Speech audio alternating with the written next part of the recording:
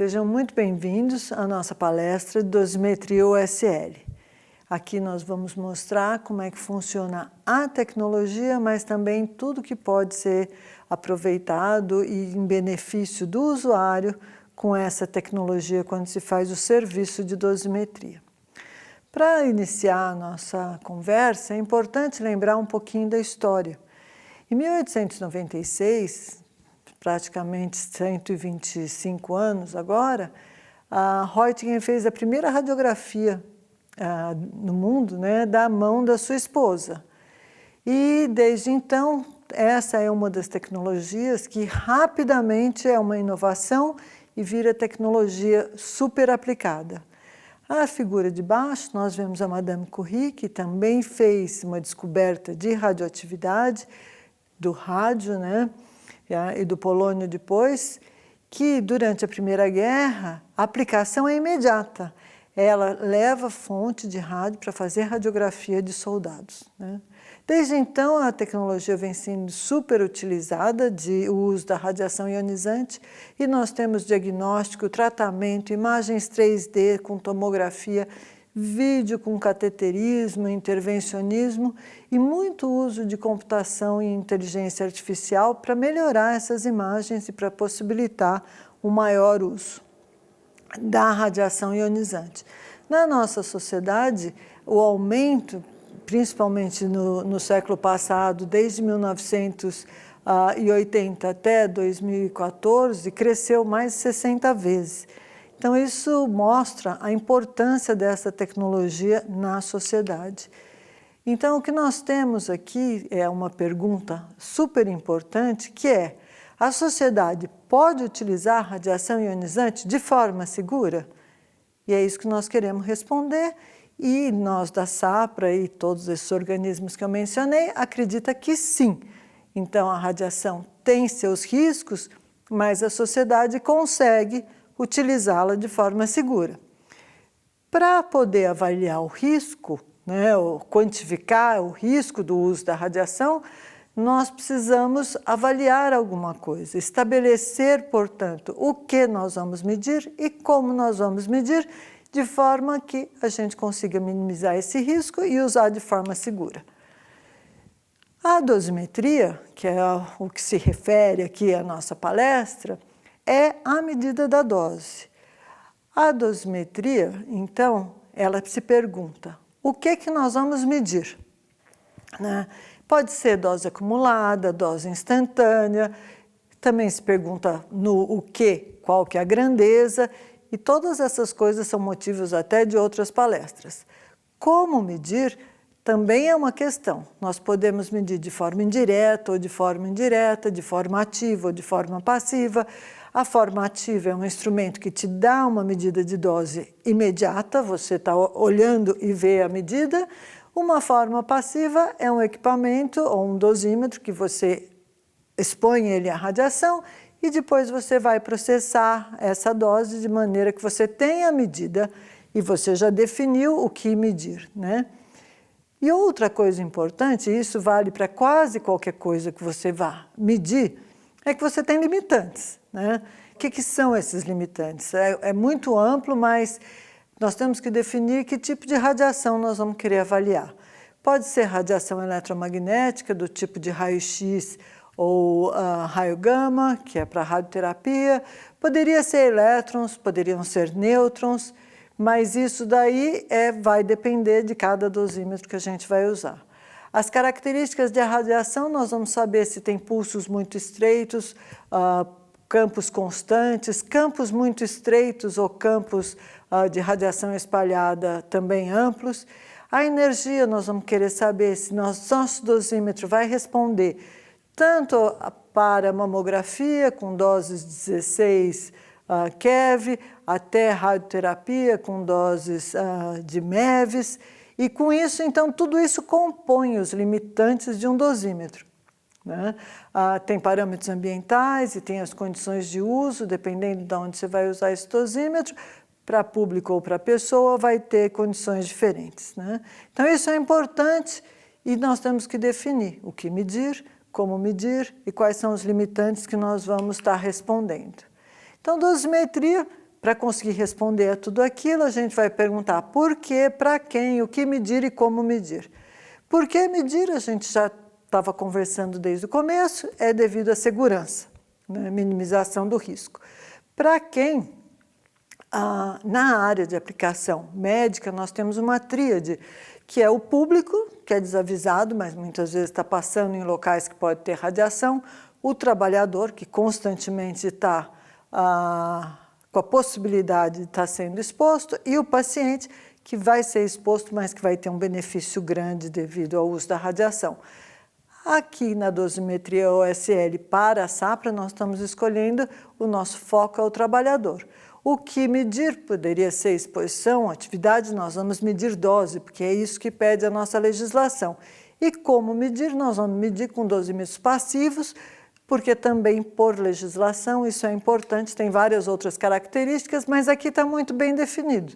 Nós vamos fazer medidas de segurança para trabalhador, vamos medir a dose com monitor passivo. Tendo escolhido todo esse domínio da dosimetria, é possível escolher um sistema dosimétrico. E agora, então, que a gente entra na nossa parte, tanto de legislação como a parte técnica. No Brasil, quase tudo é regulamentado pela Comissão Nacional de Energia Nuclear, a portaria-mãe, ou a portaria-norma-mãe sobre proteção radiológica é a NE 3.01 da Comissão Nacional de Energia Nuclear. A comissão tem dois papéis no Brasil, tem alguns países que esses papéis são divididos. Ela tem um papel de normatizar, que é através da portaria 3.01, e, por outro lado, ela tem um papel fiscalizatório também. Ela fiscaliza todo o uso de radiação? Não. No Brasil, ela fiscaliza na área de saúde a radioterapia, algumas medicinas nucleares, todas as indústrias e ensino e pesquisa. E esse é o domínio de fiscalização da Comissão Nacional de Energia Nuclear, que chamamos de CNEM, e algumas pessoas chamam de CENEM, e no domínio da legislação é a norma-mãe no Brasil. Junto com ela, que o objetivo é a segurança do trabalhador, né, que era o nosso público, nós temos o Ministério da Saúde, também preocupado com a saúde do trabalhador. Recentemente, nós temos a resolução RDC 330, que trata da segurança em raio-x diagnóstico intervencionista, é uma norma super moderna, e junto com ela nós temos todas as instruções normativas de como os equipamentos devem se comportar e como devemos fazer controle de qualidade, e ainda temos outras normas para outras aplicações. Preocupado também com o trabalhador, nós temos o Ministério do Trabalho, que através da CLT, através da CLT, classifica o uso da radiação como periculosidade na NR 32. Então, tudo isso daqui é o campo tanto da normatização como do licenciamento e fiscalização. Todos esses lugares está explícito que é importante fazer a dosimetria do trabalhador. É mandatório, na verdade. E como é que nós podemos fazer isso naquele domínio que já foi escolhido? A dosimetria, para ser certificada pela Comissão Nacional de Energia Nuclear, tem 3 tecnologias possíveis: filme, TLD, que é a luminescência térmica, ou a luminescência óptica, que é a OSLD. Né? E hoje nós vamos estar falando sobre dosimetria oticamente estimulada. E assim como a dosimetria TL, a tecnologia OSL é conhecida desde a década de 50, porém com aplicação em datação. Em 1970, tem-se início no desenvolvimento da produção de um material OSL para a utilização comercial em dosimetria pessoal. E a tecnologia OSL é lançada em dosimetria pessoal pela primeira vez em 1998 pela Landauer com o dosímetro Luxel, posteriormente com o dosímetro Enlight. Já depois de 2010, nós temos o advento da dosimetria OSL também com outro material, com óxido de berílio, que veio também a ter um processo que possibilitou dosimetria pessoal em larga escala. Então nós vamos apresentar agora para vocês um filme que faz parte de um treinamento oferecido pela Sapra sobre o uso dos dosímetros pessoais. Para você ter acesso a todo esse treinamento, é necessário que seja solicitado no site da Sapra esse acesso, mas isso é para todos os usuários Sapra.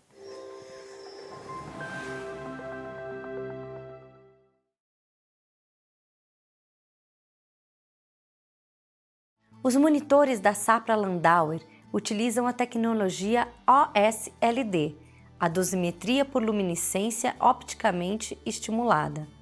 A dosimetria OSLD utiliza detectores altamente sensíveis, proporcionando rapidez e agilidade no processo de leitura, precisão nos resultados de medida e cada vez mais tranquilidade às instituições e aos profissionais que a utilizam. A tecnologia utiliza como material sensível à radiação ionizante o óxido de alumínio. Esse material, quando irradiado, armazena defeitos metaestáveis e, ao ser estimulado por luz verde, apresenta luminescência na cor azul. Essa luminescência possui intensidade proporcional à quantidade de radiação absorvida pelo material ao longo de um período de tempo. Vamos detalhar esse processo. Quando a radiação ionizante incide no material OSLD, algumas de suas propriedades eletrônicas são alteradas a nível atômico. Quando esse material é estimulado com luz, ele adquire energia suficiente para que os elétrons capturados durante a exposição à radiação ionizante possam retornar ao seu estado inicial.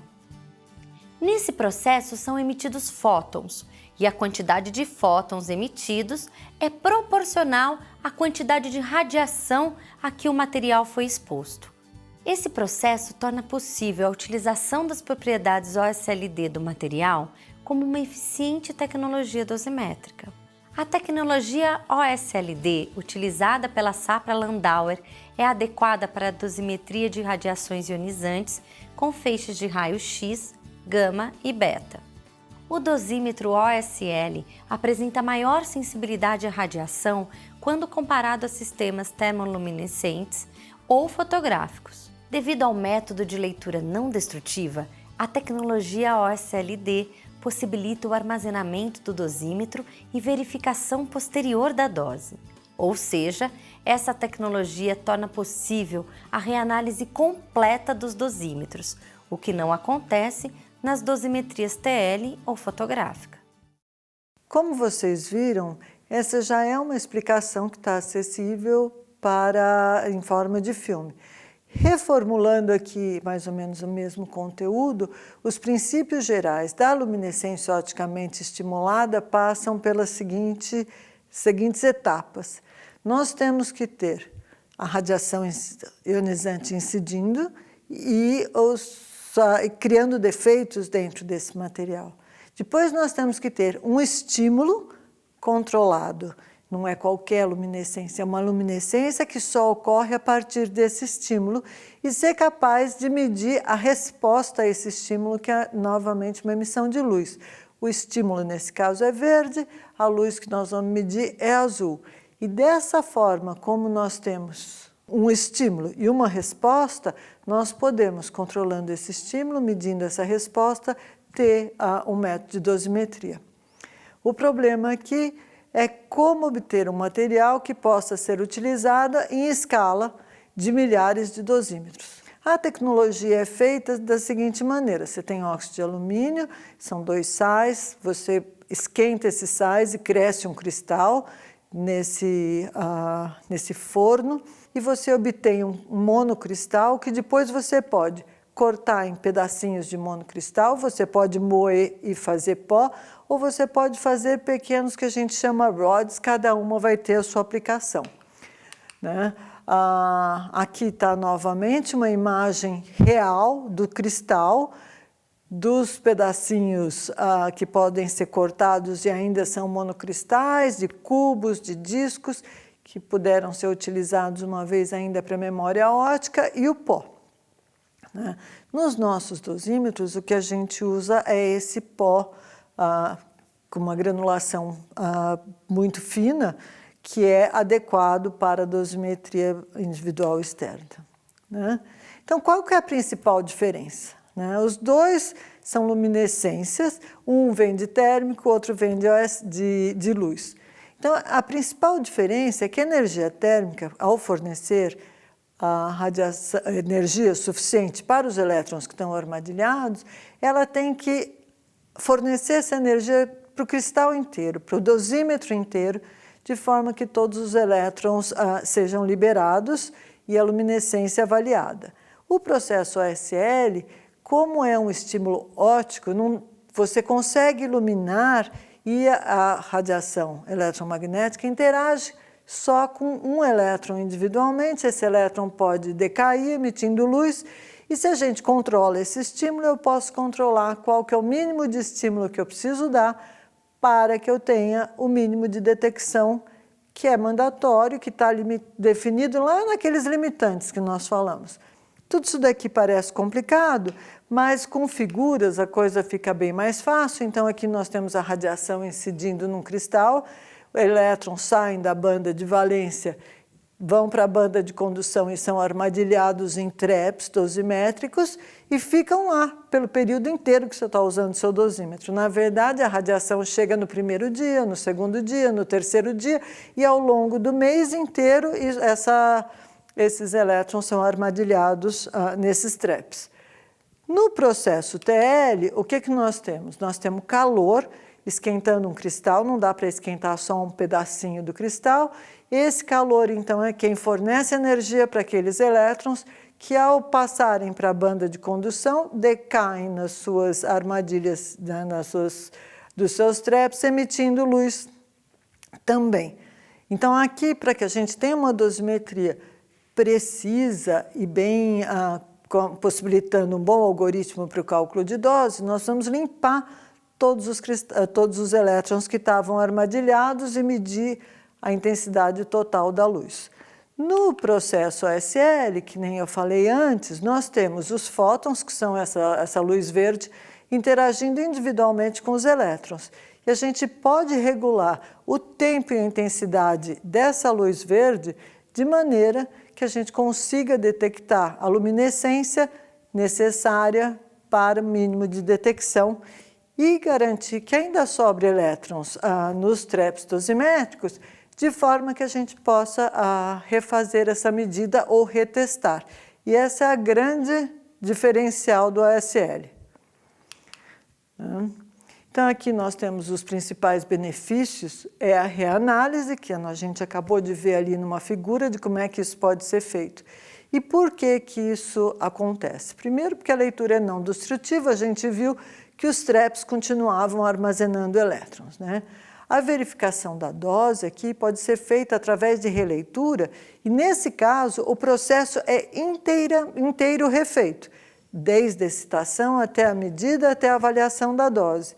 No caso dos dosímetros TL, como vocês viram, todos os elétrons tinham que ser desarmadilhados e, portanto, eu não tenho mais como aquecer novamente e ter uma nova leitura, tá?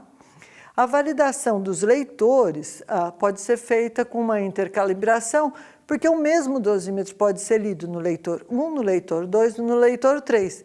Então, se o dosímetro é igual, a resposta do leitor é que nós vamos estar intercomparando, e isso me dá uma segurança enorme de que, se meus equipamentos todos quebrarem, eu consigo trazer um novo equipamento desde que eu tenha um conjunto de calibração. Esses dosímetros, por permitirem a releitura, eles podem ser usados como um dosímetro que vai acumulando a dose. Você expõe um pouquinho hoje, lê a dose, expõe um pouco amanhã e lê a dose. Isso não é como é para ser usado o dosímetro pessoal, certo? Isso pode ser feito através do MicroStar para outros processos de pesquisa que possam ser interessantes. A gente também pode avaliar exposições crônicas, porque você vai estar vendo, né, várias leituras, e, além de tudo, ele serve como um arquivo futuro no caso de uma confirmação de dose, que seja necessária. No mundo, o que nós temos? Dos parceiros da Landauer, nós temos a Landauer nos Estados Unidos, mas aí toda a América já tem dosimetria OSL, a Europa tem dosimetria OSL, a Austrália tem dosimetria OSL, China e Japão, e vou unir o resto do mundo. O resto do mundo também tem dosimetria OSL, só que não é com parceiros da Landauer, como nós da Sapra Landauer, da Landauer na França, da Landauer no México. Todos esses que estão marcados aqui são parceiros e já temos hoje mais de 2 milhões de usuários usando essa tecnologia, mostrando o quanto a gente já tem segurança e desenvolvimento, tanto de processo como de material, como de sistemas dosimétricos. Então aqui a gente para então outra vez para ter uma visão do todo. A tecnologia é super importante, ela garante todas essas vantagens para o usuário. Mas, então a tecnologia é a questão do OSL, que nós vimos no filme, que nós vimos um pouco de como é que é o monitor. Mas o sistema dosimétrico ele é composto do dosímetro, quantos sensores eu vou ter, que filtros eu vou ter, como que eles estão encapsulados, como é que eu mando para você esses dosímetros, a capa dele, o quanto que ele vai estar isolado, os próprios leitores, qual grandeza que eu vou estar avaliando, o algoritmo que eu vou estar usando para calcular a dose e os relatórios que vão ser produzidos.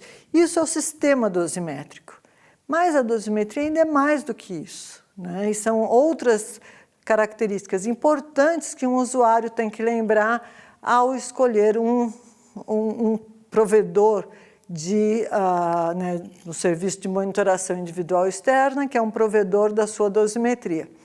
O serviço ainda tem toda uma parte de atendimento ao cliente, toda uma parte de armazenamento de relatórios, aonde você vai confiar nisso, todo um sistema de acesso de informação, comunicação, logística, treinamento, como é que os dosímetros vão sair de um laboratório e chegar até a instituição que ele vai ser usado, como é que vai ser devolvido e como é que tudo isso vai ser rastreado, o programa de controle de qualidade e a certificação que estão juntas e é fundamental.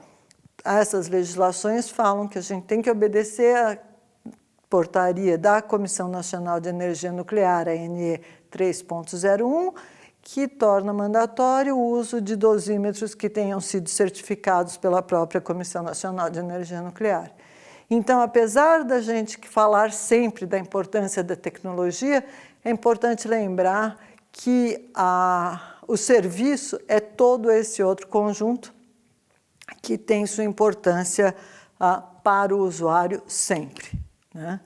A dosimetria OSL no Brasil, então, começa em 2015 só, que foi quando nós conseguimos ter um processo de certificação que não existia antes no Brasil para essa tecnologia, e a nossa escolha foi o dosímetro Enlight, encapsulado dentro de um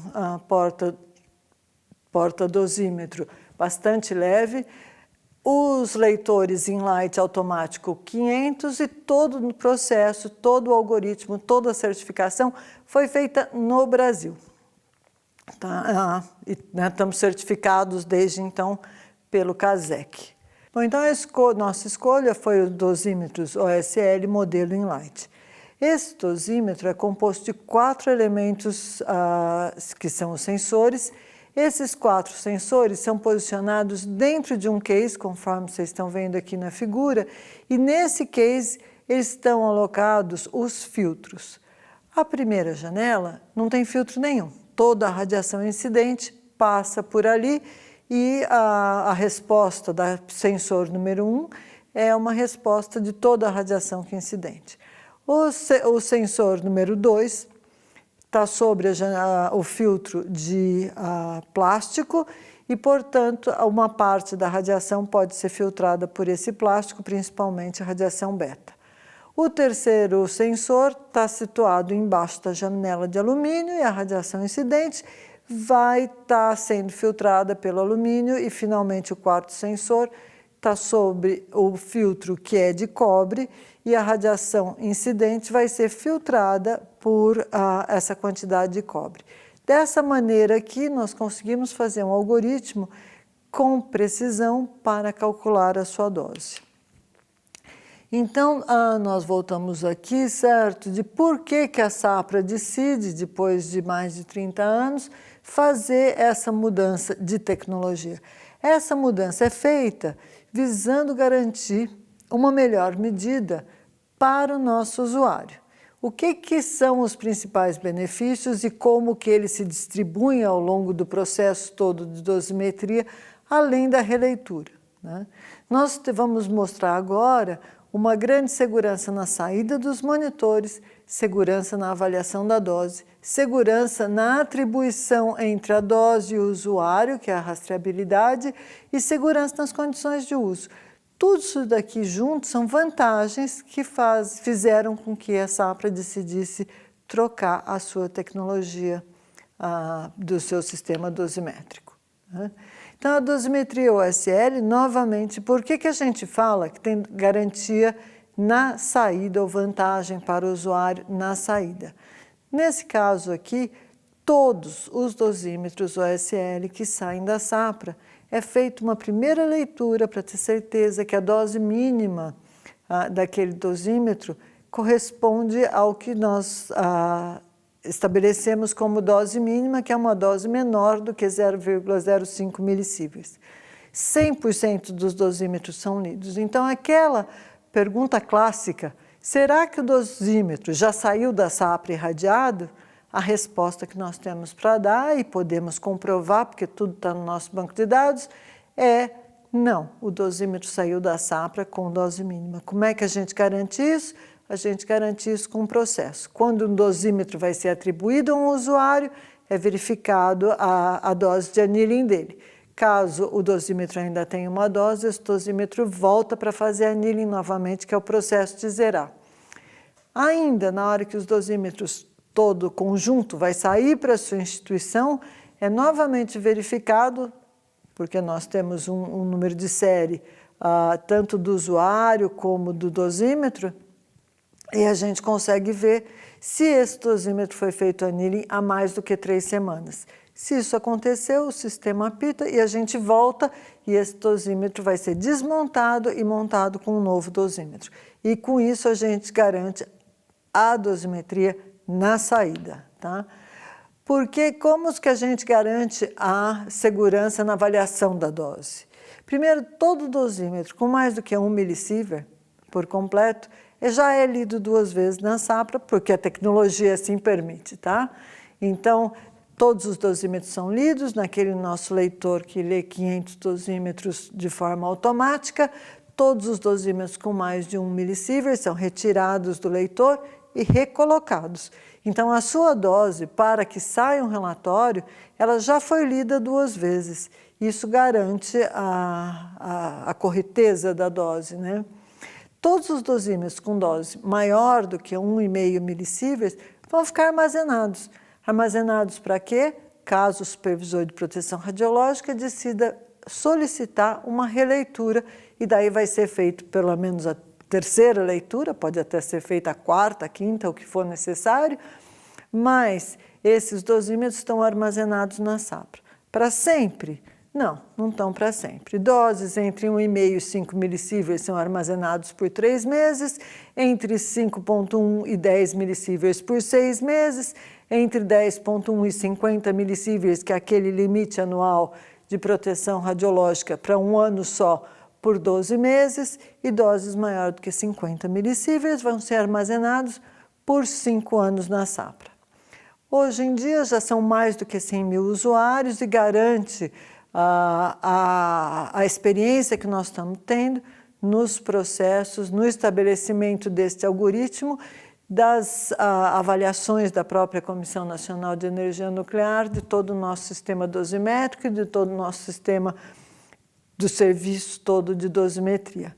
Isso aqui nos dá mais de 1 milhão de leituras por ano desses dosímetros, sem contar as releituras, né? A maior rastreabilidade é possível, e o que a gente está chamando de rastreabilidade aqui é a associação entre o dosímetro e o seu usuário naquele período de uso. Como os dosímetros têm um código de barra no dosímetro, um código de barra no slide e um número que a gente chama de número de QA, que é o que associa este dosímetro a um certo usuário que está escrito no seu crachá, o nome dele numa certa instituição, certo? Num certo período. Né? Então, todo esse conjunto de informações, a partir de qualquer um desses números de série, do QA, do case ou do slide, nós podemos recuperar exatamente como é que esse dosímetro saiu da SAPRA, para quem que ele foi direcionado, quando ele voltou à SAPRA e a leitura que está sendo feita. Então, é um processo de rastreabilidade super interessante, só possível quando você não tem dosímetros soltos, que nem a gente tinha num processo TL.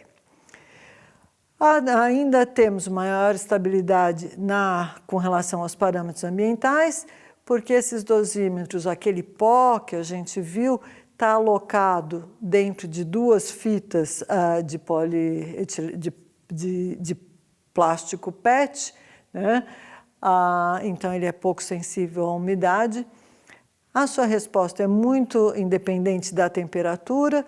A gente tinha para TL uma dose para decaimento dos centros de 180 graus, e nesse caso aqui, todo o dosímetro OSL também é TL, só que o TL dele é lá em cima com mais de 600 graus, então a temperatura de 30, 40 ou mesmo 50 graus não faz diferença, não faz com que aqueles elétrons decaiam. E com isso a gente tem uma estabilidade com relação à temperatura e umidade muito boa. Nós temos também uma maior flexibilidade na análise da resposta, pela maneira que é feita a análise, e o domínio da tecnologia é uma dose mínima de 0,05 milissieverts, que a gente chama de mínimo de detecção, até uma dose máxima de 30 sieverts para energias desde 16 keV até MeVs de radioterapia. É isso que você vai ver no relatório? Não, porque a nossa certificação tem como limite mínimo de detecção 0,1 milissieverts e os dosímetros são testados para esse limite, e dose máxima de 2 sieverts, que são 2.000 milissieverts, e é nesse intervalo que os dosímetros são testados e certificados. Mas por que você está me contando isso? Né? Nós estamos contando isso porque no caso de doses maiores, apesar do relatório ter esse limitante, nós sempre podemos conversar com o supervisor e explicar outras características que a gente possa ter conhecimento e que não estão no relatório. Então, nós chegamos aqui ao dosímetro Enlight, nós vamos mostrar agora o que nós vemos no laboratório para que seja possível a gente fazer essa análise. O que nós temos nessa figura aqui é a resposta de cada um daqueles elementos sensíveis para diferentes energias para uma mesma dose. Tá? Então, nós vemos na curva preta a resposta do elemento sensível 1, que é onde temos a janela aberta. Como esperado, ele deveria ser a maior resposta. Aqui nós não estamos falando de dose, o que nós estamos falando aqui é de resposta. Isso aqui é a contagem que nós temos vindas da luz emitida. Na janela alaranjada ou vermelha, é o filtro com plástico. Então, você vê que não faz diferença nenhuma para altas energias, de cobalto, césio, 100 keV, e começa a fazer alguma diferença para energias bem mais baixas, que são assim do tipo de mamografia ou de uma pediatria de infantes novos. A janela com alumínio é a janela que ali está representada pela curva azul, e você vê que o alumínio já começa a filtrar a radiação a partir daí de uns 100 keV, e vai cada vez mais decaindo, o alumínio sendo mais e mais efetivo nessa filtragem. E o cobre, que é o elemento com maior número atômico aqui, é o que mais filtra, porque a radiação é assim, quanto maior o número atômico, mais filtra. Ele filtra bastante e ele só vai ter respostas parecidas com as outras janelas para altas energias. Isso daqui é como se fosse um espectro da radiação incidente em cada um desses pontos, né? E isso daqui se reflete na nossa leitura da seguinte maneira: se o seu dosímetro foi irradiado lá em radioterapia ou em césio, todas as respostas são muito parecidas, que é aquela primeira, o nosso primeiro gráfico, onde todas as curvas estão praticamente sobrepostas. Se nós vamos abaixando a energia, ali nós temos um N120, que quer dizer 120 kV, mais um feixe bem endurecido, vai dar uma energia de mais ou menos 100 keV. Vocês veem que uma das janelas, que é a janela com cobre, já começa a deslocar do conjunto todo que nós temos na figura. E conforme você vai para N80, você vê que o cobre se diferencia muito e a próxima janela também já começa a diferenciar, que é a janela cuja resposta está marcada em amarelo e é onde nós temos o alumínio. Seguindo ainda nessa mesma análise energética, nós vemos que para N60 o amarelo já está bem diferenciado, o cobre está muito diferenciado e ainda temos a janela com plástico e a janela aberta, essencialmente iguais. Para N40, que eu falo que é assim uma pediatria, né, nós vamos ter o cobre filtrando quase que toda a radiação, o alumínio filtrando significativamente e o plástico não filtrando nada, sendo praticamente igual à janela aberta. E para N30, que é o limite da nossa certificação, e é por isso que está aqui, nós já temos muito diferenciados o cobre, a janela de alumínio e os dois outros continuam altos. Então, se nós temos um dosímetro que chega aqui e é informado, olha, esta pessoa trabalha só em raio-x diagnóstico convencional, e a resposta não é parecida com uma dessa, mas sim parecida com essa primeira figura aqui, que é o césio, nós vamos poder falar com o supervisor e falar, olha, tem alguma coisa aqui que não bate entre o uso da radiação e o espectro que nós estamos avaliando, tá? E se nós continuarmos ainda aqui para a presença de campos beta, que no Brasil ainda não é certificado, mais um beta de baixa energia junto com um gama de alta energia, nós temos a primeira figura. A janela aberta tem um sinal significativamente maior do que todos os outros três. Como é que isso acontece? O gama é de alta energia e o beta é de baixa energia. Então, o beta é todo filtrado e o gama, a janela de alumínio e a de cobre, não faz diferença para essa energia. E conforme a energia do gama vai diminuindo, nós podemos ter toda essa diferenciação, dependendo, é claro, que da energia do beta também. Essa maneira aqui, então, é uma maneira muito interessante da gente poder contar para o supervisor mais algum detalhe sobre a sua dosimetria. Concluindo, a dosimetria OSL apresenta uma série de vantagens, a principal delas sendo a releitura, mas nos garante segurança em várias coisas para a dosimetria individual externa. Ela está muito bem estabelecida, teve um processo, passou por um processo de certificação no Brasil, um processo específico, mas existe certificação na comunidade europeia, nos Estados Unidos, existem processos de intercomparação em outros países. Então, isso aqui está super bem estabelecida. A dosimetria Enlight é uma dosimetria que hoje corresponde a quase que metade das pessoas dosimetradas no mundo, né?